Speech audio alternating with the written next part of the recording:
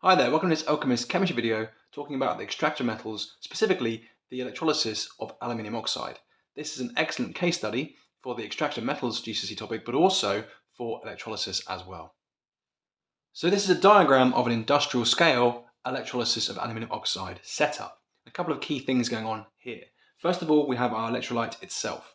That is a mixture of molten cryolite with aluminium oxide dissolved into it.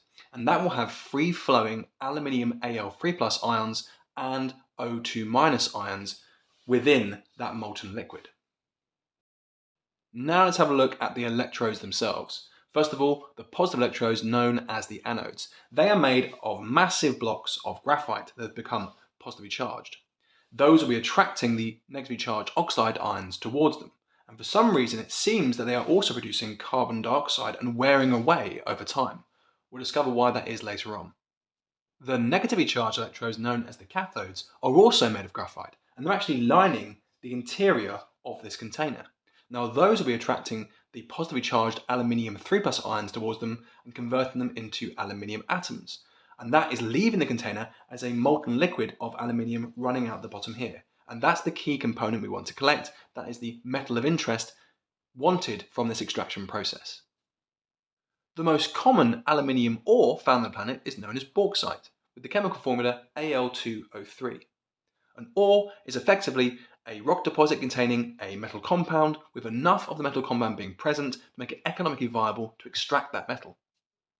Now, it may surprise you that aluminium is one of the most abundant elements in the Earth's crust at 8.1%. Only two elements are more abundant than aluminium in the Earth's crust, namely oxygen at 46.6% and silicon at 27.7%, the two main components of sand.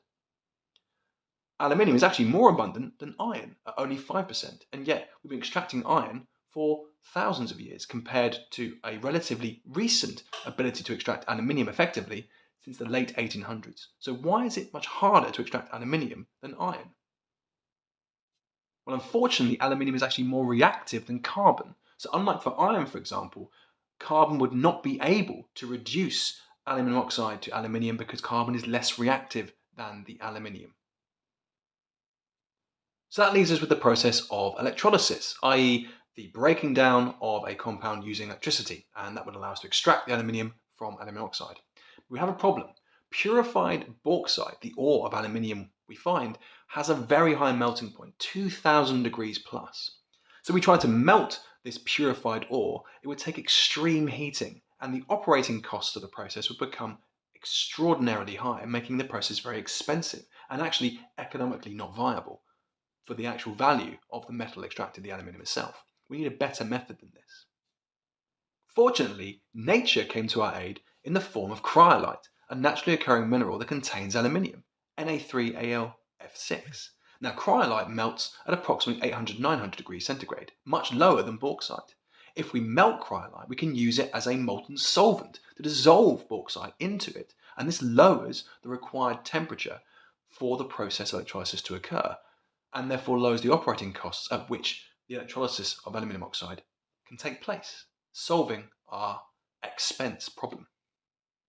Just before I go into great detail about exactly what happens from a redox reaction point of view at the anode and cathode, just want to say, if you find this video useful, please think about giving it a like, maybe think about subscribing to the channel. You could even ring the bell to keep notified of our latest content. We try and put out videos on a weekly basis. You could even share this content with friends studying chemistry to support them as well.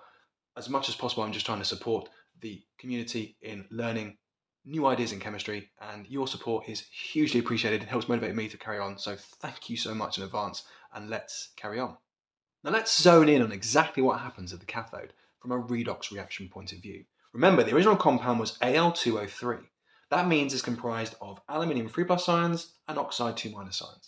So it's the aluminium 3+ ions that will be attracted and migrate towards the negatively charged electrode, known as the cathode, because cathodes attract cations, which are positively charged ions.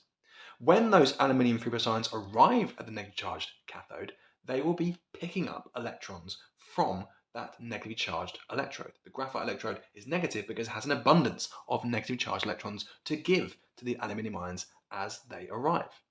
How many electrons can an aluminium ion collect when it arrives? Well, if it has a 3 plus charge, it can collect as many electrons as it can until that positive charge is nullified. That would be 3.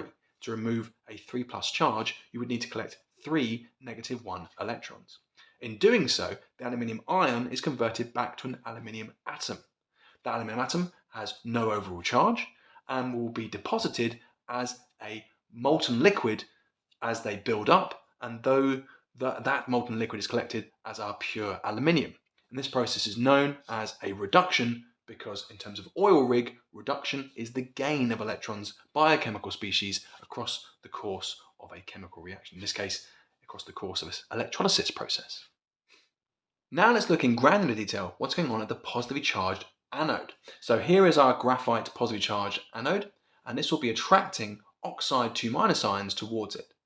When those oxide 2- ions arrive at the positive anode, they will lose electrons to that positive electrode. Now, how many can they lose and what do they form? Let's look at our half equation. We're going to make oxygen molecules in this process. Now, oxygen is a diatomic molecule with 2 oxygen atoms covalently bonded together via a double covalent bond. So how many oxide ions do I need to make an oxygen O2 molecule? Well, I'd also need 2 oxide ions. So I've put a 2 in front of an oxide ion, i.e. saying there are actually 2 present. So 2 oxide ions are becoming an oxygen molecule. Now, how do we go from 2 2- species to an overall uncharged oxygen molecule? Well, we have to lose all that negative charge. Now, 2 times -2 is -4. In other words, we have to lose 4 electrons across the course of this process to form our oxygen molecule.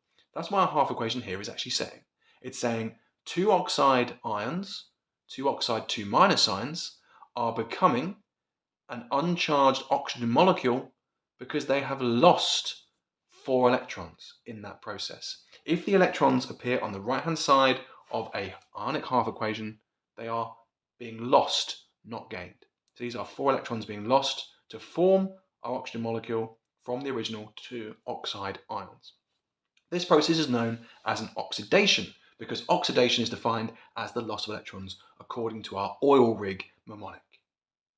Finally, you might be asked to explain why it appears to be the case that over time the positively charged anode electrodes wear away as this electrolysis process progresses. That's quite unusual because we choose graphite for the electrodes because it's an inert material, quite unreactive, and it's a very good conductor of electricity, which is unusual for a giant covalent structure. But something must be happening to wear away the graphite electrodes in this particular example. And what's going on is the high temperatures generated by the process, still at 809 degrees centigrade, is enough for the carbon to react directly with the hot oxygen molecules being generated at the anode to form carbon dioxide gas. Now, this will, over time, degrade the anodes, wearing them down, wearing them away as the carbon solid is converted into carbon dioxide gas, and that means that you regularly have to replace the anode with fresh graphite. And that can, again, add to the expense of the overall process and be a slight inconvenience, but it doesn't derail the economics of the whole process, and we need aluminium. It's such a useful metal that we accept this slight inconvenience and cost in the extraction process. And that concludes this case study on the electrolysis of aluminium oxide. I hope you found it useful, and I hope it helps you to explain some tricky GCSE questions in the future. It was great talking to you as always. I look forward to talking to you in the next video. Thanks very much for listening. Take care. Bye now.